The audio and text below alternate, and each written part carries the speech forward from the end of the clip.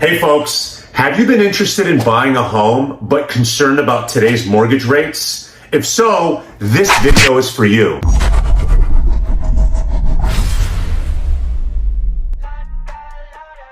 My name is Nima Moridi with the Moridi team at Intero Real Estate, and together my family has sold over 1,500 homes here locally in Silicon Valley since 1988. So from my family to yours, this information is to help you. Today, we're going to be talking about adjustable rate mortgages and fixed rate mortgages and the difference between those. So let's go. First of all, the adjustable rate mortgage.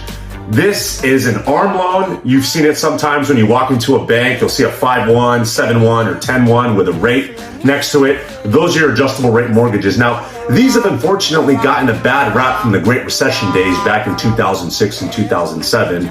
Because we call them Nina loans, right? There were no income, no jobs. People had no way of showing any proof of income, yet they were getting these loans. And unfortunately, that ended up crashing the real estate market, which led to a really bad recession. Now, things have changed significantly since then, starting from the Consumer Financial Protection Bureau, the CFPB, stringent underwriting conditions, debt to income ratio, and so on and so on. They're so strict these days with giving out these loans. So it's nothing like it was back then. Full disclosure, I got an adjustable rate mortgage when I purchased my home, and I was able to lock in an amazingly low rate as a small business owner. So it's something to definitely check on. Now, next you have your standard fixed rate mortgages, generally as a 30-year fix or a 15-year fix. I recently checked out the numbers for this week's numbers, and they're actually fairly good. The rates for a 30-year fix have dropped under 5%. First time since April, we're at 4.99% now for a 30-year fix. For a 15-year fix, which again, that's 15 years where you're guaranteed that rate, we're about 4.25%, which is pretty darn good. 4.25%, that's 4.26% to be exact. Now you also have your adjustable rate mortgages, which you can get a lower rate than that if you have interest in it. The way I see it, if this is your first home, if you're not moving into your forever home or you're planning on staying there for 20 years or even longer, these adjustable rate mortgages can be a really interesting opportunity for you, because even though that rate is locked in at, let's say, 5 years, 7 years, or 10 years, you can always refinance, even as early as next year.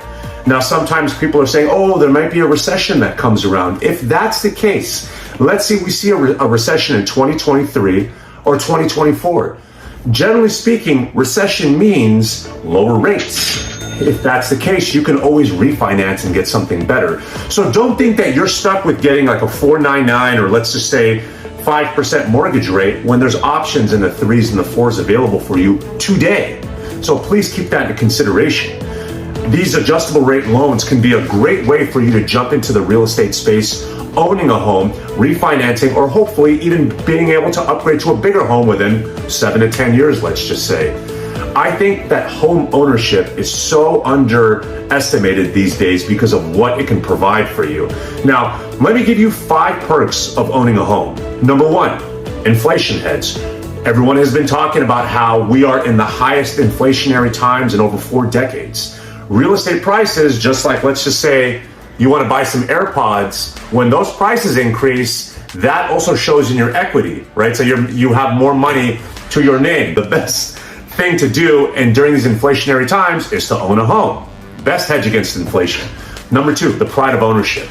I mean, whether it's being able to mow your own lawn if you're into that, or hanging up the lights the way you like in front of your home, playing in your own backyard.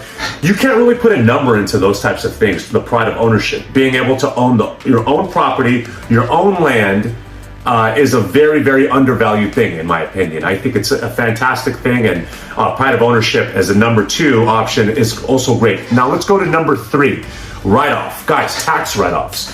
Being a homeowner can get your taxes lower. When you actually own a home, your property taxes, for example, you can write these off on your taxes. So it's a great way for you to bring down taxes, especially if you're living in the state of California like I am. Number 4, wealth accumulation. This is the quintessential way the middle class accumulates wealth, is through property ownership. Over the years, your property will increase. Now, of course, the market is cyclical. You'll always have some type of drops. But if you take a look at a graph that shows from, let's just say, the past 20 years or 25 years in home prices, you'll always see them moving up like this. Because why? Land is finite, and real estate is the best investment that you can make. Has been so for over the past 10 years. Every single year has been better than gold, has been better than mutual funds, stocks. The gains have been better, folks. Lastly, number 5, it's the price lock. We talk about inflation, right? Rent inflation.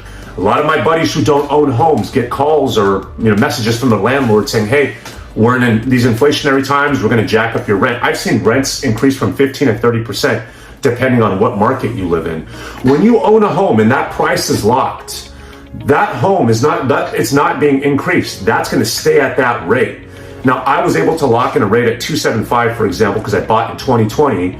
Nobody can come and tell me that my rate is going to increase as a result of that. So for me personally, that's amazing. That is something that in itself is appealing enough for folks to buy homes, in my opinion. Now, at the end of the day, folks, I know I threw some stuff at you guys. I know that certain people are in the research phase and certain people are in the transactional phase. Wherever you are in your journey, I'd be more than happy to help you. Let me know if you folks need any help, have any questions. At the end of the day, don't overthink it. If you see a home and you like this home and you can afford the home, buy the home. At the end of the day, don't overthink with these rates going up and down. You're gonna make money on it long term. Don't take my word for it, look at the numbers.